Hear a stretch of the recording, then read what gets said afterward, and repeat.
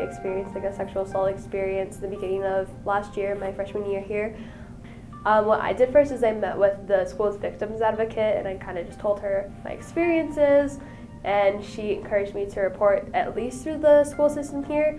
You can report through the school system or you can report through the police. You go in and they say, okay, like once you start talking, there's gonna be like an investigation opened. I just like told my whole story. She took notes, and then after that, I get a notification, and so does the other party involved, that an investigation has been like filed. All the details get put in writing, and then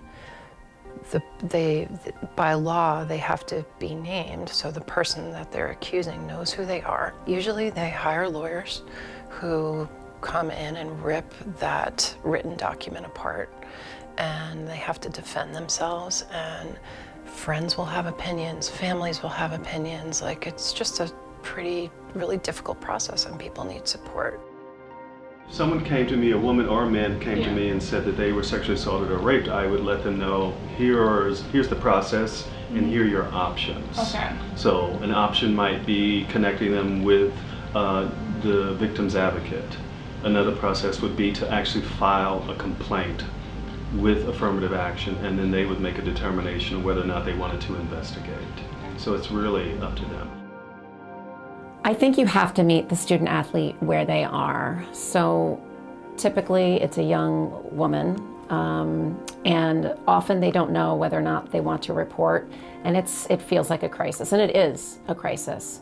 So my role isn't to say, you should report, here's everything that you should do. It's really meeting them where they are, sitting with them, listening, hearing what's going on for them. But really not pushing them, because there are victims who don't want to go through the process, and they find the process to be re-victimizing. And then there are some victims who do want to go through the process, so I'm just there to support whatever it is they want to do. Right now, the rates of sexual assaults on campus, 1 in 4 or 1 in 5 women are victims of sexual assault on campuses. There's also the piece around false accusations, which you hear people talk often about. Women, if we're going to keep it on the binary, that women make false accusations of sexual assault and rape, and there's a belief in the culture that women do this more so. But the research shows that false reports of rape are no higher than any other false report. So how often do people say, yes, someone broke into my house, and it didn't happen? Usually if someone says someone broke into my house, we're like, oh yeah, wow, that's horrible. But when we get around to sexual violence and those reports, people for some reason are a lot more skeptical. The investigators are supposed to be non-biased, but like my investigator would say like a lot of things that seemed biased to me, just things like, oh well, the first time he came in here he bawled his eyes out and you didn't do that when you first came in here. Because the first time I went in there, like I typed up a Google Doc and just like robotically read the whole thing. But the second time I went in there, I was like bawling my eyes out. Like, just because I'm not sitting there crying, like I'm not your stereotypical victim, doesn't mean that I didn't go through something. Right. I actually had a no trespass order on him in my case because he physically hit me after. So he wasn't only allowed on campus for like class. He was only supposed to be on campus for like class. But like I would see him on campus on the weekends and stuff. The person that they're accusing is another UVM student. They're still on campus while this is going on, so they see them around, and it's really hard for people. The other thing that often seems really hard too is when the person that they're accusing hires a lawyer. And I've seen it a couple of times where the student that I'm meeting with can't afford to hire a lawyer. So that other person has a lawyer working in their corner, completely shredding that person's account of what happened.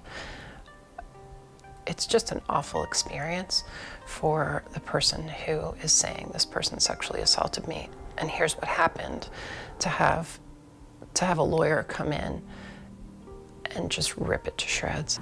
In my case, he lawyered up, so his lawyer is getting paid, can obviously like devote all his time to like going through all the documents and like pick out things that don't like match up. I will say that the process has problems. I think victims and claimants really feel that the process of having to retell their story feels really re-victimizing, and it also takes a very long time for cases to be resolved. It's not the fault of those that work in this business here at UVM. They are phenomenal and tremendous experts in this field. It's just, it is what the system is, and it can take a really long time. It would be really nice to see if the process could move along a little bit more quickly. It does seem to drag on and drag on and drag on, and I think that's really hard for students. People their anxiety is up so high. They're worried that, sometimes that this person is going to retaliate against them, that their friends are going to retaliate against them. They're afraid to walk across campus because they're afraid they're going to see them. And imagine having to function like that and study for an exam.